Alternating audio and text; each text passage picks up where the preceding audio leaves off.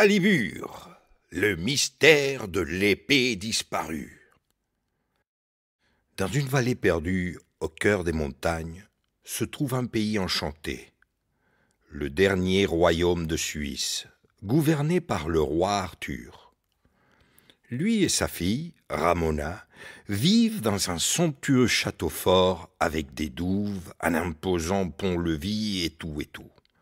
Mais évidemment, une telle forteresse est bien trop grande pour seulement 2 personnes. C'est pourquoi ils partagent les lieux avec le magicien Merlin, avec Barbara, la peintre de la cour, avec Stefano le forgeron et Pépé, le bouffon du roi. Comme dans tout bon château fort qui se respecte, 12 chevaliers et chevalières occupent une place de choix autour de la gigantesque table ronde du roi. Inutile de le dire, Arthur est très apprécié de toutes et tous. Longue vie au roi Arthur, le généreux! Longue vie au roi Arthur, le bienveillant! Longue vie au roi Arthur, le bienheureux!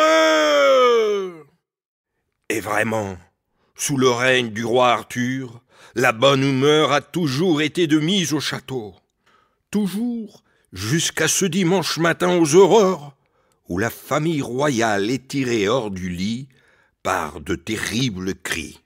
Sa Majesté le roi Arthur, je viens vous porter un message de la plus haute importance. Abaissez le pont-levis, abaissez le pont-levis, laissez-moi entrer, Sa Majesté le roi Arthur. Immédiatement, les 12 chevaliers et chevalières bondirent hors de leur chambre et se précipitèrent encore en pyjama pour abaisser le pont-levis à grands coups de manivelle. Oh là là, que d'émotion! Tout se retrouve alors dans la grande salle du château.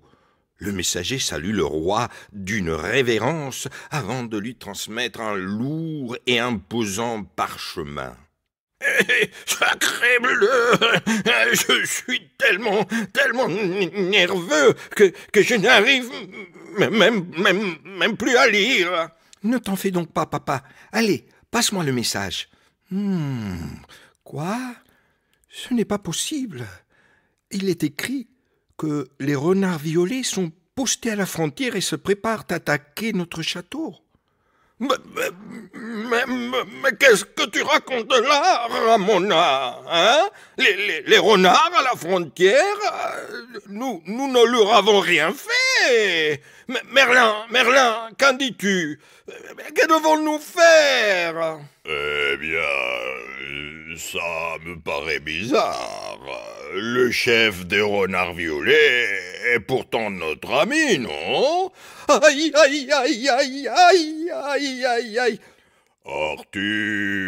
Arthur, envoie donc tes chevalières et chevaliers. Il faut qu'ils découvrent ce qui se passe à la frontière. Évidemment, tu es si bon conseiller. Et magicien. Oui, avant tout. Chevalière, vous avez entendu ce que Merlin dit? Préparez-vous, afforchez vos chevaux et filez à la frontière. Oh là là là là là là, comme ça, je n'aurai plus de soucis à me faire. À vos ordres, Sa Majesté! À vos ordres, Sa Majesté! À vos ordres, Sa Majesté! Longue vie au roi Arthur le bien nerveux! Et les voilà partis. Maintenant, il faut que tout le monde se calme un peu. Papa est parti s'allonger. Toute cette agitation l'a épuisé. Mais c'est bon, tout va mieux. Eh bien, ça me paraît bizarre. Non piandrai farfallone amoroso. Pépé! Pas la peine d'inquiéter Ramona. Je n'ai pas peur, Stefano. Je répète simplement ce que Merlin a dit. Et puis, Il doit savoir, lui. C'est un magicien. Chut, silence, vous deux. Je suis rassuré que nos 12 chevalières et chevaliers aillent vérifier ce qui se passe au col, tout là-haut. Ramona, tourne-toi un peu vers moi. Ça fera ressortir ton meilleur profil. Mère Ramona s'en fiche bien de son profil, de la vie de Barbara et de comment tourner la tête pour que le tableau soit réussi. Elle réfléchit. Elle reste silencieuse et d'un coup, elle s'exclame. Les renards violets ne sont pas plus dangereux que quelques loups sauvages. Nous devons attendre de savoir ce que les 12 chevaliers et chevalières auront à nous raconter. Il leur faudra au moins une journée pour atteindre le col. Il ne nous reste plus qu'à prendre notre mal impatience. Mais les habitants du château ne sont pas les seuls à devoir faire preuve de patience. Un peu plus loin, au cœur de la forêt, le mage Morganus et la chevalière noire ont tout suivi grâce à leurs énormes jumelles. Et voilà, ils sont partis, ces imbéciles de chevaliers et chevalières, et leur table ronde idiote. Ah, ma chère chevalière noire, tu ne peux pas t'imaginer depuis combien de temps je rêve de ce moment. Des années, depuis que le roi Arthur a réussi à retirer l'épée magique du rocher. Des années. Alors qu'Excalibur aurait dû être à moi depuis longtemps. À moi et à moi seul. Oui, c'est exactement ça. Le roi Arthur a réussi à sortir l'épée magique du rocher. Et quiconque réussit cet exploit devient légitimement roi. C'est ce que dit la légende et c'est ce qui s'est passé. Oui, enfin, je ne crois pas aux légendes, moi. Ce qui m'intéresse, ce sont les faits. Tu m'entends? Les faits. Celui qui possède l'épée devient roi. Ça, c'est un fait. C'est ça, ma chère chevalière. C'est exactement ça. C'est alors que les souvenirs lointains remontent dans l'esprit de Morganus. Il revoit le roi Arthur se faire acclamer de tous et toutes en libérant Excalibur de son rocher. Puis il revoit le moment où lui, le grand Morganus, a tenté de voler l'épée à cet imbécile de roi, et où les 12 chevaliers et chevaliers de la table ronde l'ont pris la main dans le sac. Il fut alors immédiatement chassé hors du château et banni à jamais à l'autre bout du royaume. À jamais, jusqu'à ce jour où, grâce à un messager ensorcelé et à une histoire de renard violé à la frontière, le roi Arthur, cet idiot, a envoyé l'ensemble de ses chevaliers et chevalières et laissé l'épée sans surveillance au château. Mon plan fonctionne à merveille. La voie est libre au château. Nous allons pouvoir voler Excalibur. Et je régnerai enfin sur tout le pays comme j'en ai envie. La fête est finie. La fête? Comme avec le roi Arthur. Exactement. Sous ma seigneurie, fini la joie, les rires et les chants. Sous ta seigneurie. Et pourquoi ne dirait-on pas seigneurie d'ailleurs? Arrête donc avec tes questions idiotes. Concentre-toi plutôt sur ces nouveaux faits que je crée. Hocus pocus débilus. C'est parti pour l'action. Hop, hop, hop. La cavalcade folle fait un bouquin incroyable. Ça crisse, ça fume, ça claque de tous les côtés. Sur les pas de Morganus et de la chevalière noire, il ne reste qu'une nuée de poussière. De l'autre côté, au château, c'est la patience qui rythme la journée. Pépé chante. Le forgeron rédige des poèmes pour Ramona avant de le déchirer en 1000 morceaux. Et Barbara dessine le nez de Ramona sous toutes les coutures. Puis, au premier bâillement, tous retournent se coucher. Le lendemain matin, ce n'est pas un messager qui vient réveiller les habitants du château, mais un cri puissant.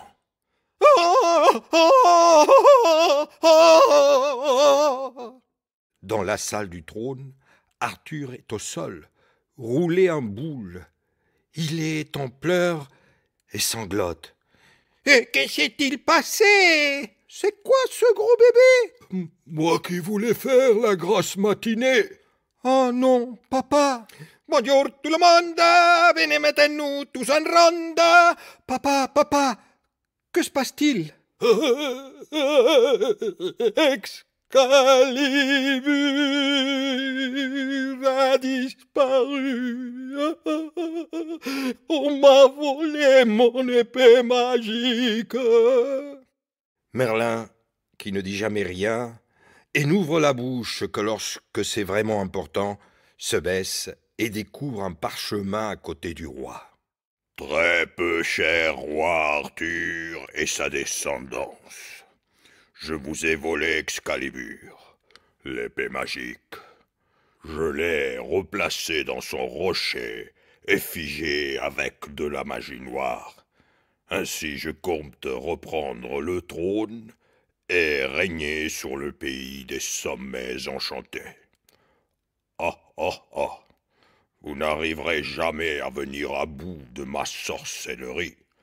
L'épée restera à jamais prisonnière du rocher, et vous serez à mon service jusqu'à la fin de votre misérable existence. Ah, ah, ah! Avec nos plus affreuses salutations, Morganus et la chevalière noire. Aïe,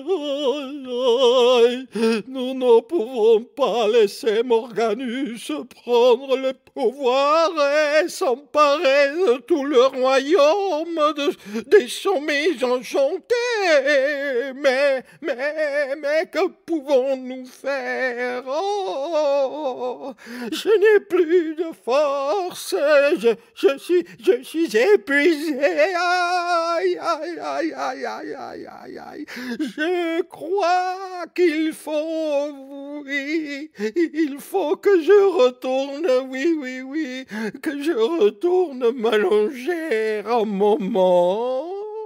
Oui, papa, fais seulement. Longue vie au roi Arthur, le aïe, aïe, aïe, aïe, aïe, aïe. Longue vie au roi Arthur, le bien épuisé. Oh! Arrête donc! Ok, ça va. Je voulais juste détendre l'atmosphère. Tous suivent du regard le roi souverain qui se dirige vers sa chambre royale.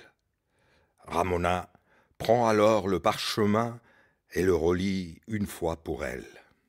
Les amis, c'est bien clair. Nous devons trouver un moyen de venir à bout de la magie noire pour libérer l'épée et la récupérer. Oui, mais comment? Je pourrais peut-être faire un croquis, un portrait robot de Morganus pour qu'on le retrouve plus vite. Mais c'est bien pour des cas comme celui-là que la table ronde existe, non? Il suffit d'envoyer les 12 chevalières et chevaliers dans le palais de Morganus. À 12 contre 1, il n'a aucune chance. Va donc envoyer des gens qui ne sont pas là. D'ici que les chevaliers et chevalières reviennent de leur périple, il sera déjà trop tard. Oh, oh, oh, oh, oh, et c'est maintenant que vous vous réveillez. Ça suffit. C'est insupportable. L'un ou l'autre d'entre nous va bien avoir une idée lumineuse. Ramona, par exemple. Toi, Ramona, tu trouves toujours une solution. Stefano rougit un peu en prononçant ces mots. Tous affichent alors un petit sourire moqueur, mais Ramona ne remarque rien. Elle est plongée dans ses pensées. Ça y est, je sais. Je vais me rendre au palais de Morganus et essayer de lever le mystère de ce magie noire. Ah, seul je n'y arriverai jamais. Merlin, grâce à tes pouvoirs magiques, fais passer le message dans toute la Suisse. Comme ça, plein de valeureux chevaliers et de courageuses chevalières pourront venir nous aider. Merlin hoche la tête, ferme les yeux et lève les bras au ciel. Longue vie au magicien Merlin, l'enchanteur. Oh, Pépé, ça suffit. Oh, ça va. WhatsAppus, Télégrammus, Signalius. Enfants de toute la Suisse, écoutez-moi bien. Nous avons de toute urgence besoin de vous. Venez au pays des sommets enchantés.